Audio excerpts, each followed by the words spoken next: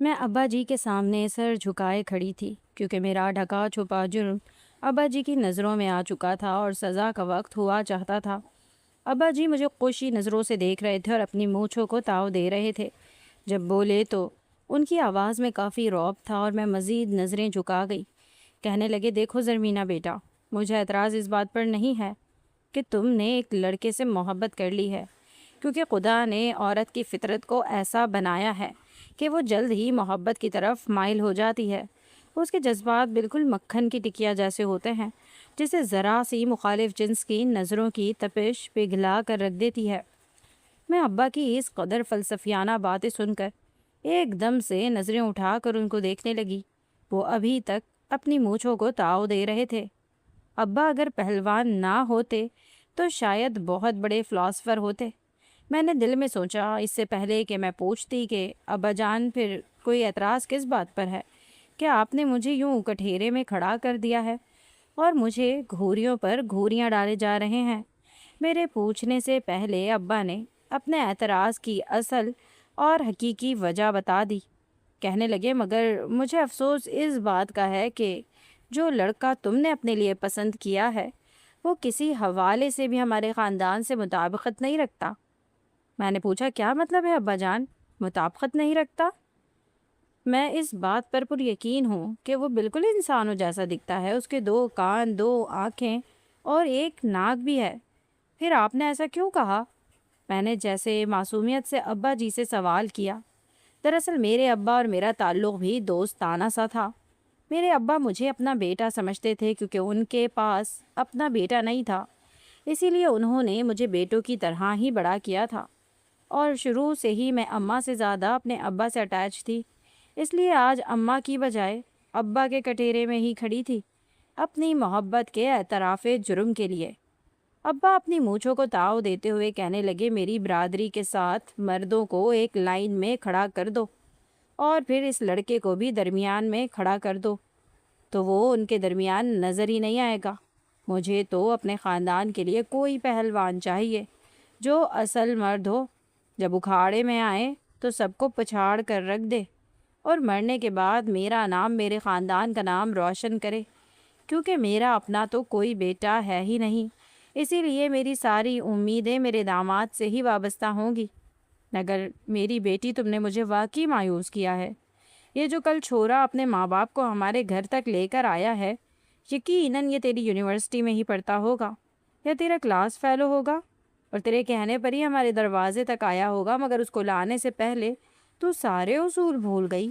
اسی لیے مجھے مایوسی ہوئی ہے اور میں ہرگز بھی اسے اپنے داماد کے روپ میں نہیں دیکھنا چاہتا۔ ابا نے نروٹھے پن سے دوسری طرف منہ کر لیا اور میں جھٹ سے ابا کے پہلو میں بیٹھ گئی اور ان کے گلے کے گرد اپنے بازو حمائل کر لیے۔ میں نے کہا، ابا، میرے پیارے ابا، آپ کو پتہ ہے کہ مجھے پہلوانوں میں کوئی دلچسپی نہیں ہے، ورنہ میں اپنے خاندان کا ہی کوئی تگڑا مرد اپنے لیے پسند کر لیتی، کیونکہ یہ حق تو آپ نے مجھے دیا ہے نا کہ میں اپنی زندگی کا فیصلہ اپنی مرضی سے کر سکوں۔ مگر مجھے یہ ہٹے کٹے پہلوان بالکل بھی نہیں پسند۔ ابا نے ایک دم سے مجھے خود سے الگ کیا اور چونک کر مجھے دیکھا۔ کہنے لگا کہ تم کہنا کیا چاہتی ہو؟ کیا میں بھی تمہیں نہیں پسند؟ کیونکہ میں بھی تو ایک پہلوان ہوں۔ اور میں نے اپنا سر پکڑ لیا۔ میں نے کہا، ابا کیا ہو گیا ہے؟ اب تو میرے ابا جان ہیں، آپ سے بڑھ کر تو مجھے کوئی بھی اس دنیا میں عزیز نہیں ہے، مگر میں ایک پڑھی لکھی لڑکی ہوں، باشعور لڑکی ہوں۔ مجھے اپنے لیے ایک پڑھا لکھا ہی مرد اپنا شریک حیات چاہیے۔ آپ کو میری یہ بات سمجھنی ہوگی۔ مگر ابا بھی باضد تھے۔ کہنے لگے، تمہاری اس بچکانہ سی ضد کے آگے میں اپنے خاندان کے اصولوں سے روگردانی نہیں کر سکتا۔ ابا کا انداز دو ٹوک تھا۔ میں نے کہا، تو کیا میں اس لڑکے سے دستبردار ہو جاؤں، اپنی محبت، اپنی پسند سے منہ موڑ لوں اور خود کو آپ کی پسند کے حوالے کر دوں؟ حالانکہ میرا دل اس بات پر بالکل بھی نہ مانے گا۔ میں نے انتہائی جذباتی لہجے میں ابا سے کہا۔ اس سے پہلے کہ میری آنکھوں میں موٹے موٹے آنسو تیرنے لگتے، ابا نے کہا، میں نے ایسا کب کہا؟ تو میں نے حیرت سے ابا کو دیکھا۔ تو پھر آپ کیا کہنا چاہتے ہیں؟ ابا کہنے لگے، اگر تو تم چاہتی ہو کہ تم اپنی محبت سے دستبردار نہ ہو اور اسی لڑکے کو اپنی زندگی میں شامل کرنا چاہتی ہو تو میری ایک شرط ہے۔ اور یہاں آ کر میں واقعی چونک گئی تھی۔ میں نے کہا، ابا کیسی شرط؟ ابا نے جو بات مجھے کہی میرے پیروں تلے سے زمین نکل گئی، کیونکہ یہ بات اتنی ہی زیادہ ناممکن تھی جتنا ناممکن اپنی محبت سے دستبردار ہونا۔ میں عجیب دوراہے پر کھڑی ہو گئی تھی۔ میں نے کہا، ابا یہ آپ کا آخری فیصلہ ہے کیا؟ ابا نے کہا، ہاں، بس میری یہ بات مان لو اور میں اسے اپنا داماد بنا لوں گا۔ اور میں جانتی تھی کہ ابا جان سے مزید بحث کرنا فضول تھا، اور جو ابا نے شرط رکھ دی تھی کیا وہ اتنی آسانی سے مان جائے گا؟ میں سر پکڑ کر وجدان کے سامنے بیٹھی ہوئی تھی۔ ابا جان کا فیصلہ اسے سنا چکی تھی اور وہ ایک دم حیران پریشان سا مجھے دیکھ رہا تھا۔ کہنے لگا، یار تم سے محبت کی ہے کہ محبت کرنے کی اتنی بڑی سزا ملے گی مجھے؟ اس نے میسنی سی شکل بنا کر میری طرف دیکھا اور میں اسے گھورنے لگی۔ میں نے کہا کہ تو پھر چھوڑ دو مجھے، دستبردار ہو جاؤ اپنی محبت سے، اپنی ڈائریوں کے وہ سارے ورق پھاڑ دو جن میں تم نے لکھا تھا کہ جس دن تمہیں نہ دیکھوں گا میں اس دن کو دن تسلیم ہی نہیں کروں گا۔ اس دن نکلنے والے سورج سے سارا دن خائف رہوں گا اور اس رات نکلنے والے چاند سے بات تک نہ کروں گا۔ میں نے اسے اس کی محبت نامے یاد کروائے تو وہ مسکرا کر میری جانب دیکھنے لگا۔ کہنے لگا کہ وہ تو میں اب بھی کہتا ہوں اور اپنی محبت پر اسی طرح قائم و دائم ہوں، مگر تمہارے ابا بڑے عجیب ہیں۔ انہیں میرا پتہ بھی ہے کہ میں کس قدر حساس طبیعت کا مالک ہوں۔ میں تو بریڈ پر ذرا سا مکھن لگا کر کھا لوں تو دل کی نالیاں سکڑنے لگتی ہیں، اور تم اس بات کا مطلب جانتی بھی ہو کہ تمہارے ابا مجھے کیا سے کیا بنانا چاہتے ہیں۔ میرا مزاج الگ ہے، میری شخصیت الگ ہے۔ میں مانتا ہوں کہ محبت انسان کو اندر باہر سے بدل کر رکھ دیتی ہے کہ وہ اپنے محبوب کے رنگ میں رنگ جائے، مگر انہوں نے تو مجھے پورا پہلوان بنانے کی ٹھان لی ہے۔ مجھے لگ رہا ہے کہ یہ میری ہمت سے بہت بڑھ کر ہے۔ میں تو کتابوں میں سر دے کر رہنے والا انسان ہوں۔ اگر وہ یہ فرمائش کریں کہ ان کا ہونے والا داماد ایک دن میں کتابوں کے کتنے اوراق ہضم کر کے مجھے سنائے تو میں بلا چوں چرا یہ کر گزروں گا، مگر وہ چاہتے ہیں کہ میں اتنا زیادہ کھانا کھا کر اپنے جسم کا حلیہ بگاڑ دوں اور کوکی دادا سے بپی لہری بن جاؤں، تو یہ واقعی بہت مشکل ہے۔ پلیز۔ اس نے بڑی لجاجت سے میرے سامنے ہاتھ جوڑ دیے تھے، اور طرز تو مجھے بھی اس پر آ رہا تھا، کیونکہ میں جانتی تھی کہ یہ شرط ماننا کس قدر ناممکن ہے، کیونکہ ابا جان کا فرمان تھا کہ اگر 6 مہینوں کے اندر اندر تمہارا عاشق پہلوان نہ بنا تو میں یہ شادی نہیں ہونے دوں گا، کیونکہ ابا کو اپنی ناک بڑی عزیز تھی، چاہے بیٹی کی محبت کا جنازہ اٹھ جاتا، کیونکہ وجدان کو پہلوان بنانا اس کا جنازہ اٹھانے کے مترادف تھا۔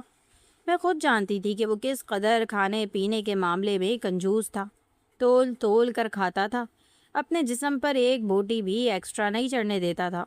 کہتا تھا میرا سانس پھولنے لگتا ہے، میں پڑھائی کے دوران اونگنے لگتا ہوں اگر زیادہ کھا لوں تو۔ وہ انتہائی حساس طبیعت کا مالک تھا۔ اس کے بابا بھی اس کی طرح بہت ہیلتھ کانشیس تھے، اور ہمارا پہلوانوں کا کھانا تو ایسا ہوتا تھا کہ 10 12 انڈے ابا جان ہلکے پھلکے ناشتے میں ہی کھا لیتے تھے، اور تگڑا ناشتہ اس کے بعد میں کرتے تھے۔ اس کے علاوہ دیسی گھی کا تو کوئی حساب ہی نہیں، ہر چیز میں دیسی گھی ملا کر کھاتے تھے۔ کہتے تھے مردانہ قوت کا خزانہ ہے یہ دیسی گھی۔ اور اتنا کھانے پینے کے بعد جب وہ اکھاڑے میں جاتے تھے تو واقعی ہی مخالف کو پچھاڑ کر رکھ دیتے تھے۔ اب میں وجدان کو کیا بتاتی کہ پہلوان لوگ کھانے میں کیا کھاتے ہیں؟ اگر وہ سن بھی لیتا تو پاؤں سر پر رکھ کر بھاگ نکلتا، محبت پر ماتم کرتا، اور محبوب کو تخلیہ کر کے ہمیشہ کے لیے کہیں منہ چھپا لیتا۔ میں جانتی تھی کہ وجدان سے بحث کرنے کا کوئی فائدہ نہیں ہے، کیونکہ میں اس کی فطرت اور طبیعت سے اچھی طرح واقف تھی، اور ابا کی ضد سے بھی۔ اسی لیے میں نے سوچا کہ اپنی محبت سے ہی تہی دامہ ہو جاتی ہوں۔ اے محبت، تیرے انجام پہ رونا آیا۔ میں دل میں دکھیا غزل کے جملے گنگناتے ہوئے اس کے پاس سے اٹھ گئی اور دور جانے لگی۔ سوچا کہ آج کے بعد اس کا سامنا بھی نہ کروں گی، ساری دنیا سے روٹھ جاؤں گی، اگر یونیورسٹی چھوڑنا پڑی تو چھوڑ دوں گی، کیونکہ میں مشکل حالات سے فرار حاصل کرنے والی لڑکی تھی۔ بلی کو دیکھ کر کبوتر کی طرح آنکھیں بند کر لینے والی، جنگ کے میدان سے شکست کے خوف سے بھاگ جانے والی۔ چند قدم کا فاصلہ طے کرنے کے بعد اس نے میرا ہاتھ پیچھے سے تھام لیا، مجھے اپنے قریب کر لیا، میری آنکھوں میں آنکھیں ڈال کر کہنے لگا، میری محبت کو اتنا لائٹ مت لو۔ میں جانتا ہوں کہ تم یہی سوچ رہی ہو کہ ہم ایک دوسرے سے دستبردار ہو جاتے ہیں، محبت کو ڈسٹ بن میں پھینک دیتے ہیں، ایک دوسرے کو سیاست دانوں کے عوام کو کیے گئے وعدوں کی طرح بھول جاتے ہیں، مگر میں تمہارے جیسا نہیں ہوں، میں ڈنکے کی چوٹ پر تمہیں حاصل کر کے رہوں گا۔ اس کی آنکھوں میں ایک جذبہ سا تھا اور میں ایک دم سے حیران ہو گئی۔ میں نے کہا، تو کیا تم وہ سب کچھ کرنے کو تیار ہو جو بابا جان کہتے ہیں؟ کیونکہ میں بھی جانتی ہوں کہ تمہارے لیے بابا جان کے مطابق ڈھلنا کس قدر مشکل ہے، بلکہ ناممکن ہے۔ اسی لیے تو میں نے سوچا کہ ایک دوسرے کو بھول جاتے ہیں۔ کہنے لگا کہ کیا بھولنا اتنا آسان ہے تمہارے لیے کہ تم بھی ان ساری ڈائریوں کو جلا دو گی جو تم نے محبت ناموں سے بھر رکھی ہیں، اور سب سے کہہ دو گی کہ محبت کرنے والے سب سے بڑے جھوٹے اور منافق ہوتے ہیں، کہ محبت کی راہ میں آنے والے کسی بھی پڑاؤ کو پار نہیں کر پاتے اور محبوب سے ہی تہی دامہ ہو جاتے ہیں۔ مجھے اس کے لہجے کی تپش اپنے دل میں محسوس ہونے لگی، کیونکہ میں ایسا تو نہیں چاہتی تھی۔ میں نے وجدان سے سچی محبت کی تھی، اسے ٹوٹ کر چاہا تھا۔ وہ میری پہلی محبت تھی تو اس قابل بھی تھا کہ اسے چاہا جاتا۔ یونیورسٹی کے فزکس ڈپارٹمنٹ کا سب سے لائق اسٹوڈنٹ، جس کا مستقبل اس کے ماتھے پر صاف صاف پڑھا جا سکتا تھا، اور اس کی ذہین آنکھوں میں میرے لیے محبت تھی۔ میرے سنگ اپنا مستقبل سنوارنے کی لگن تھی۔ کہنے لگا کہ کچھ نہ کچھ تو کر لوں گا، ہر مشکل کا حل اسی دنیا میں ہی مل جاتا ہے اگر انسان کے اندر ڈھونڈنے کی سچی لگن ہو تو۔ اور میں ایک دم سے مسکرانے لگی، کیونکہ مجھے اس پر بھروسہ تھا۔ کہنے لگا، تمہارے ابا جان یہی چاہتے ہیں نا کہ میں اصل مرد بن کر دکھاؤں؟ ان 6 مہینوں کے اندر اندر ایسا بن جاؤں کہ کسی بھی پہلوان کو اکھاڑے میں پچھاڑنے کی طاقت رکھنے لگوں، اور میں تم سے وعدہ کرتا ہوں کہ میں ایسا کر کے دکھاؤں گا۔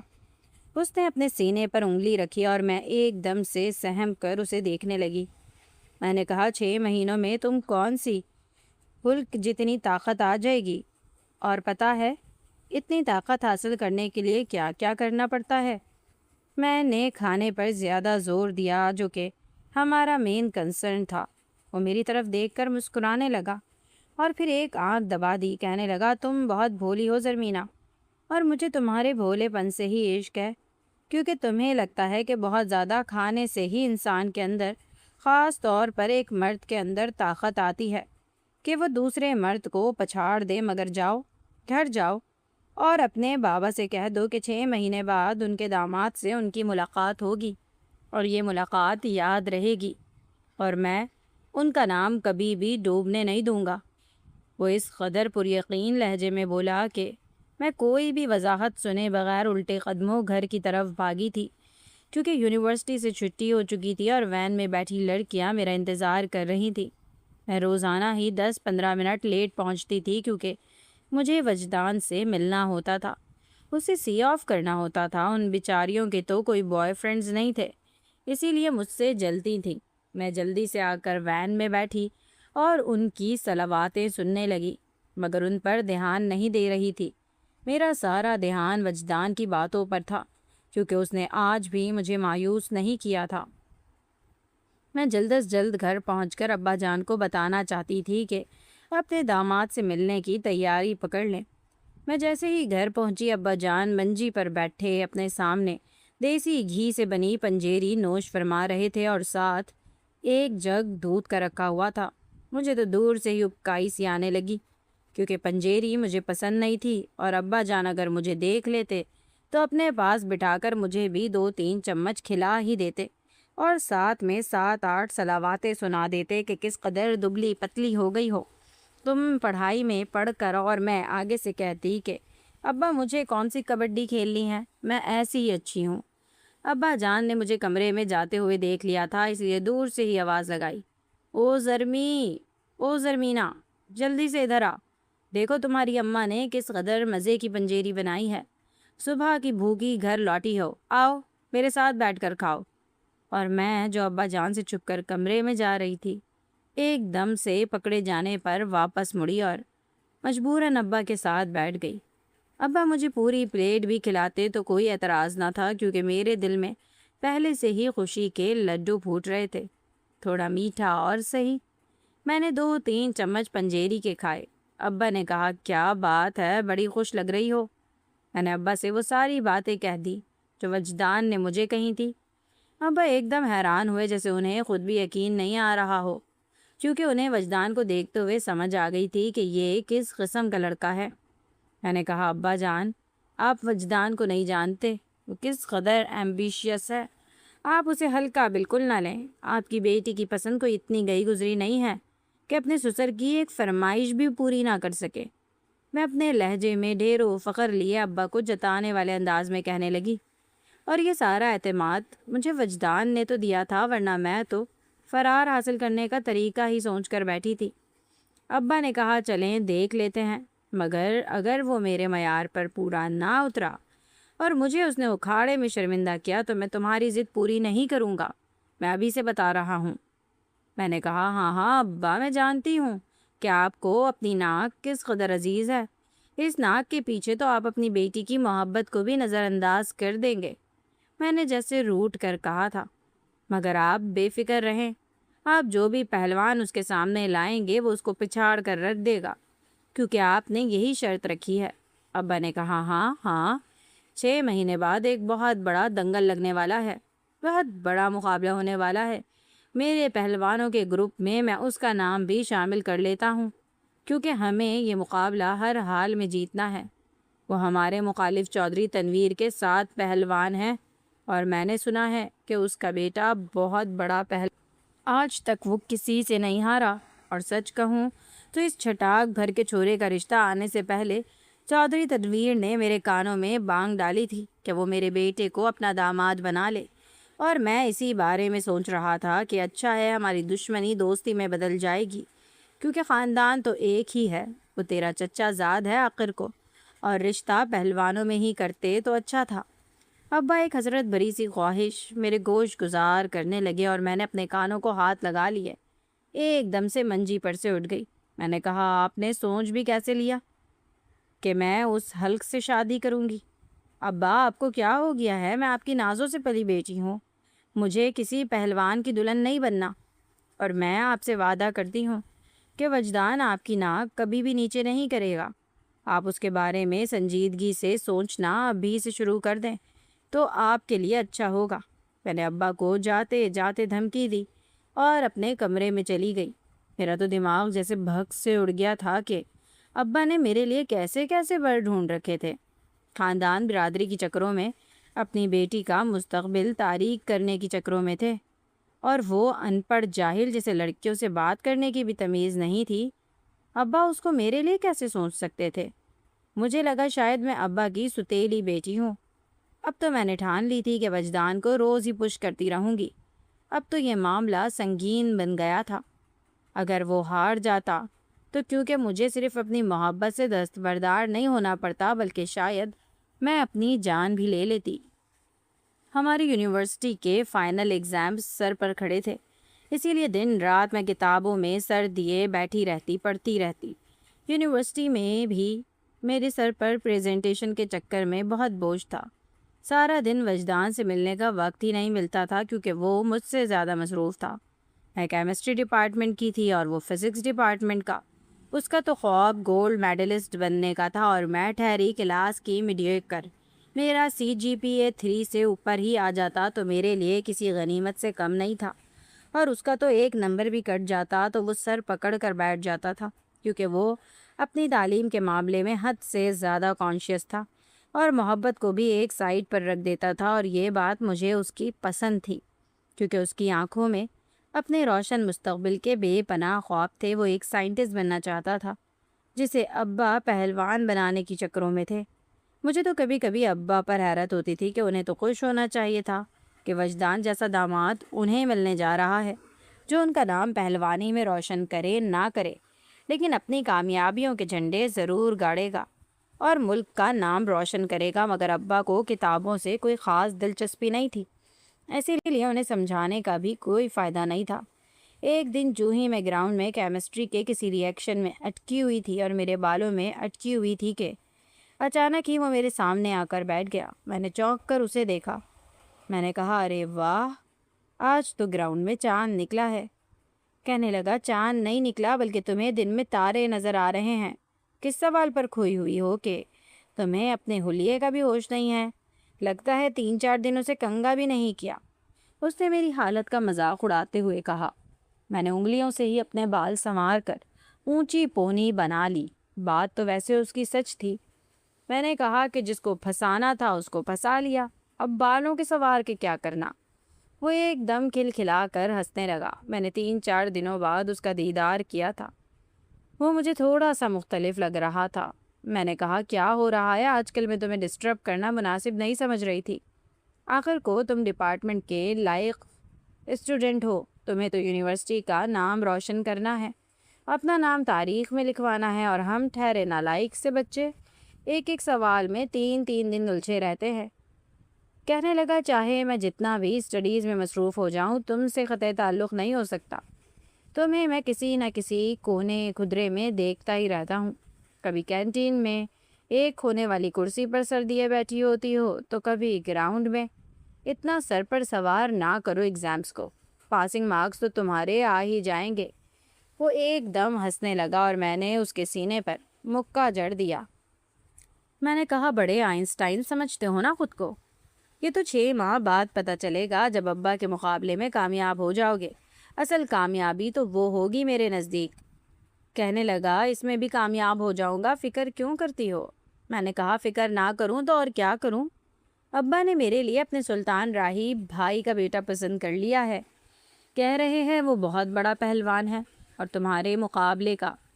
وجدان مسکرانے لگا، کہا کہ جیسے مرضی پسند کر لیں، بنو گی تو تم میری ہی دلہن۔ وہ اس قدر یقین سے کہتا تھا کہ میں حیران ہو جاتی تھی۔ میں نے کہا، کوئی تیاری بھی کر رہے ہو یا بس کتابی باتوں میں ہی الجھے بیٹھے ہو؟ اور وہ ایک دم مبہم سا مسکرا دیتا۔ کہنے لگا، وقت تو آئے دیکھا جائے گا۔ وہ بس اسی بات پر ہی مجھے ٹرکا کر چلتا بنا تھا اور میں مزید کنفیوژن کا شکار ہو گئی تھی، مزید الجھ کر رہ گئی۔ وقت یوں ہی پر لگا کر اڑتا رہا اور ہمارے فائنل ایگزامز بھی ہو گئے۔ جہاں پیپر سے جان چھوٹنے کی خوشی تھی، وہاں وجدان سے بچھڑنے کا دکھ بھی تھا۔ میں یونیورسٹی کے آخری ایگزام گراؤنڈ میں نروٹے پن سے بیٹھی تھی۔ میری گروپ فرینڈ سائیکا کہہ رہی تھی، تمہیں تو خوش ہونا چاہیے کہ جان چھوٹ گئی ہے اس کیمسٹری سے۔ مگر تہمینہ نے اسے کوہنی ماری۔ کہنے لگی، کیمسٹری سے تو جان چھوٹ رہی ہے، مگر بوائے فرینڈ سے جدائی کا بھی وقت آ گیا ہے، اسی لیے پریشان ہے، سمجھا کرو۔ اور میں نے اسے گھور کر دیکھا۔ میں نے کہا، وہ بہت جلد تم لوگوں کا جیجا جی بننے والا ہے، اس کے متعلق ذرا تمیز سے بات کیا کرو۔ وہ کہنے لگیں، دیکھتے ہیں، ہمیں ضرور بلانا اپنی شادی پر، ہم نے جیجا جی کو دلہا بنتے ہوئے دیکھنا ہے۔ اور پھر کھلکھلا کر ہنسنے لگی جیسے اسے یہ سب مذاق لگ رہا ہو۔ اتنے میں وجدان بھی آ گیا، دور سے مجھے اپنی طرف آنے کا اشارہ کیا اور میں اس کے اشارے کی ہی تو منتظر تھی۔ جلدی سے اٹھ کر اس کی طرف بھاگی۔ ایگزام کے بعد وہ خود کو نارمل کرنے کے لیے پانی کی ساری بوتل ہی پی گیا تھا اور میں اسے مایوسی سے دیکھتی رہی، کیونکہ وہ پہلے سے بھی زیادہ سلم اسمارٹ ہو گیا تھا۔ شاید ایگزامز کی ٹینشن میں اس کی رہی صحیح بوٹیاں بھی نوچ ڈالی تھیں۔ کہنے لگا، ایسے کیوں دیکھ رہی ہو؟ کیا خرابی ہے میرے فگر میں؟ ارے ایسے فگر پر تو لڑکیاں مرتی ہیں۔ میں نے کہا، ان لڑکیوں کو مار ڈالوں گی میں جو تم پر مرتی ہوں گی۔ وہ ایک دم ہنسنے لگا اور کہا، کس کس کو مارو گی؟ ایک پوری لائن لگی رہتی ہے۔ اور میں نے ارد گرد مشکوک نظروں سے دیکھا اور کہا، مجھے تو کوئی لائن والی نظر نہیں آ رہی اور نہ ہی کوئی امید نظر آ رہی ہے، کیونکہ تم تو پہلے سے بھی زیادہ سوکھ کر کانٹا بن گئے ہو۔ اس قدر ایگزامز کو سر پر سوار کر لیا اور گولڈ میڈلسٹ بننے کی چکروں میں ہو۔ کہنے لگا، وعدہ کرتا ہوں کہ گولڈ میڈل کے ساتھ تمہارا میڈل بھی گلے میں لٹکا کر سیلفی لوں گا۔ میں نے کہا، صرف 5 ماہ رہ گئے ہیں، تم کون سا تیر مار لو گے؟ کہنے لگا، میں نے کل سے ایک جم جوائن کر لیا ہے۔ جم تو میں پہلے بھی جاتا تھا، مگر ایگزامز کی وجہ سے جا نہ سکا، پراپر جایا کروں گا۔ وہ کافی زیادہ ٹف ایکسرسائزز کرواتے ہیں اور ایسی ٹیکنیکس بھی بتاتے ہیں کہ کس طرح سے ایک بھاری بھرکم وجود کو ہم چٹکیوں میں زمین بوس کر سکتے ہیں۔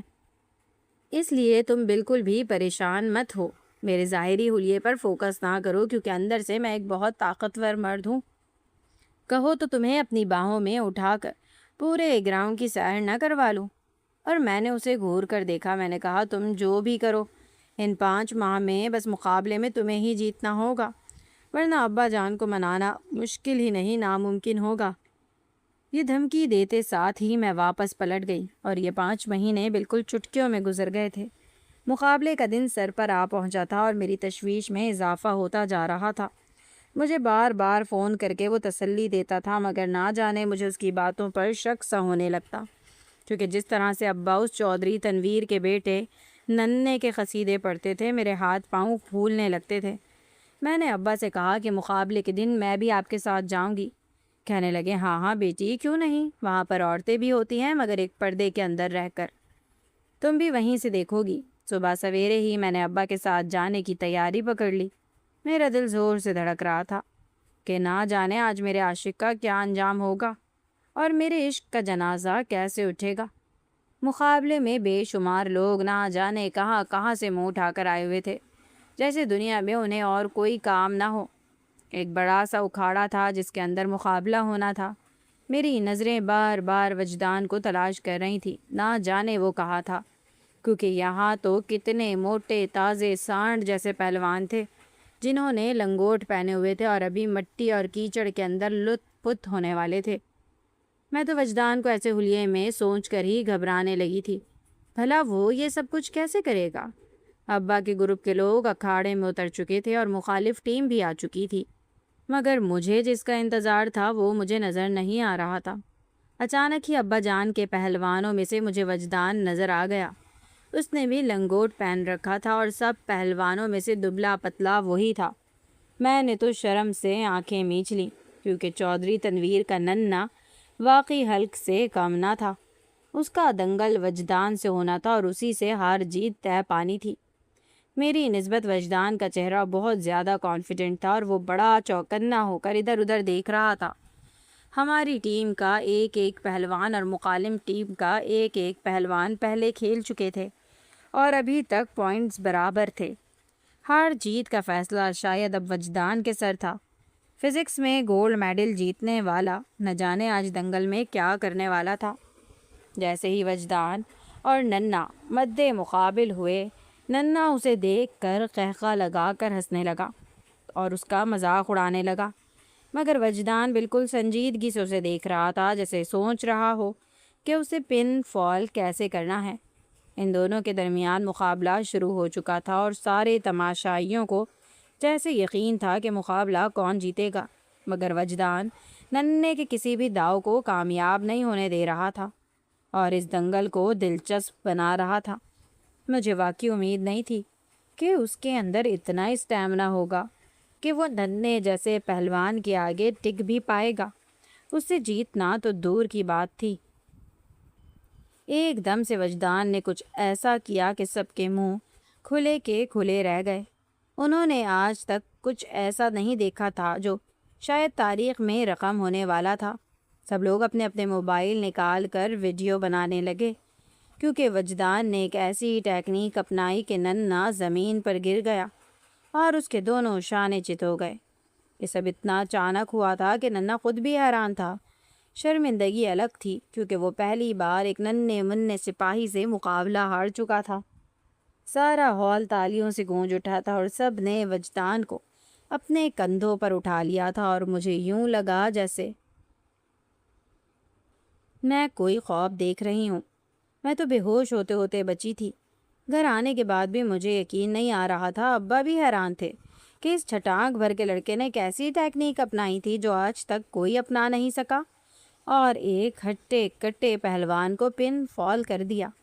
جب میں نے وجدان سے پوچھا تو وہ مسکرانے لگا، کہنے لگا، تمہیں تو مجھ پر بھروسہ نہیں تھا، مگر مجھے اپنی قابلیت پر پورا بھروسہ تھا، کیونکہ کشتی کا دنگل بھی طاقت سے زیادہ قابلیت کے بلبوتے پر جیتا جاتا ہے۔ آپ کی ہمت سے زیادہ آپ کا دماغ چلتا ہو، تو کوئی بھی مقابلہ آپ جیت سکتے ہیں۔ بڑی بڑی جنگیں لڑنے کے لیے بڑی فوج نہیں بلکہ ٹیکنیک درکار ہوتی ہے، اور وہ ٹیکنیک میں نے اپنے ایک پہلوان دوست سے سیکھی تھی جو کہ میرے جم کا ماسٹر تھا۔ میں ابا جان کے سامنے اب اٹھلا اٹھلا کر بڑے فخر سے سینہ تان کر کھڑی ہو گئی تھی اور آنکھوں ہی آنکھوں میں ان کو جتا رہی تھی کہ دیکھا، آپ کے ننھے کا بھرکس نکال دیا۔ بابا بھی شاید وجدان کو مان گئے تھے۔ پہلے تو وہ بہت زیادہ حیران تھے، اب ان سے بولا بھی نہیں جا رہا تھا۔ اب وہ میرے سر پر ہاتھ رکھ کر بولنے لگے کہ تم نے واقعی میرا سر جھکنے نہیں دیا، اور یہ دنگل تو محض ایک بہانہ تھا۔ میں تو یہ دیکھنا چاہتا تھا کہ وہ لڑکا تمہارے لیے کیسے کیسے جوخم اٹھانے کی قابلیت رکھتا ہے۔ کہیں اس کی محبت کوئی فرضی کتابی تو نہیں ہے؟ کیا وہ واقعی تمہارے لیے کوئی مشکل فیس کر سکتا ہے یا نہیں؟ اسی لیے میں نے تنویر کے بیٹے ننھے کی تو تمہیں دھمکی دی تھی، اور میں تو ابا کی تسکین سن کر حیران رہ گئی تھی۔ انہوں نے اب تک میرا خون ہی گزر کر رکھا تھا، کیونکہ مجھے تو یقین تھا کہ ننھا ہار گیا تو میری ڈسٹنس ملنے کے ساتھ اتھے کر دیں گے، مگر بھائی نے بھی جلاد نہیں نکلے جتنے دیکھنے میں نظر آتے تھے۔ میں نے جھٹ پٹ ابا کو سینے سے لگا لیا۔ آج میرا دن تھا، کیونکہ میں نے اپنی محبت کو تسخیر